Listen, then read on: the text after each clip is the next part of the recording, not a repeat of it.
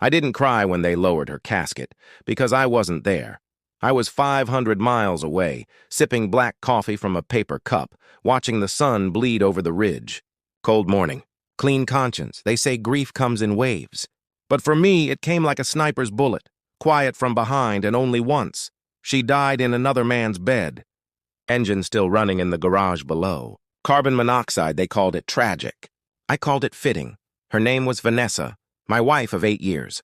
She used to laugh with her whole body back when she needed me, before the house, before the money, before her daughter turned 18, and started mimicking her mother's contempt with frightening accuracy.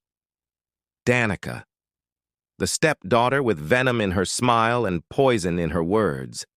She used to whisper, "You're not my real dad." Like it was a curse, I smiled through it, for Vanessa. For the woman I thought loved me, stupid. I didn't catch it at first. The late meetings, the perfume that wasn't hers.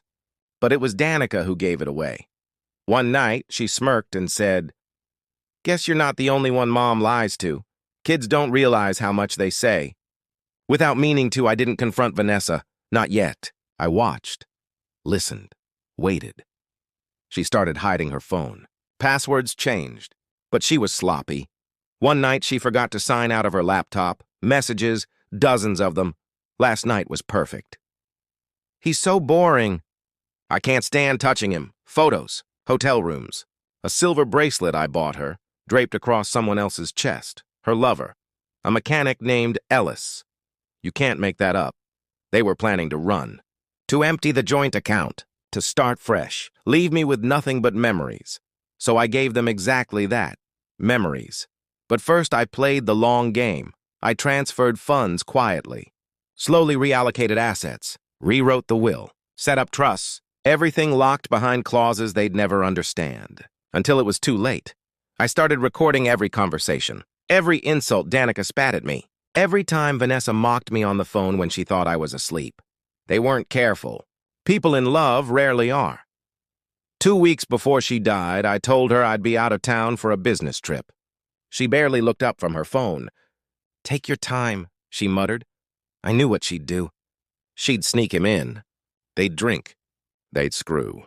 Maybe even plan their getaway between orgasms. What I didn't expect was that fate would handle it for me. Carbon monoxide leak in the garage. He left his car running after a snowstorm. The exhaust backed into the vents. They died together, just like they lived. Reckless and dumb. The police called me. Their voices were careful, rehearsed, like I might shatter. But I was already gone. I didn't attend the funeral, didn't send flowers, didn't wear black. Instead, I visited my attorney. We made it official. Power of attorney revoked. Trusts dissolved and reassigned. The will she thought was ours. She'd signed it in a rush. Never read the clause that said adultery nullified her share. Everything reverted to me and Danica. She thought she'd inherit the house. Posted about it on Instagram the day after her mother died. New chapter. Big blessings, I let her believe it. Watched her throw parties. Rummaged through Vanessa's closet like it was a boutique. Then, 2 weeks later, I showed up. She was mid-sip of champagne when I unlocked the front door. She blinked at me like I was a ghost. "What are you doing here?" she hissed. I smiled. "You've got 30 minutes to pack," she laughed. But the laughter died when the sheriff knocked. Eviction order in hand. Signed. Sealed. Legal. She screamed, called me names her mother would have been proud of. But none of it mattered. The car she drove, leased under Vanessa's name, repossessed.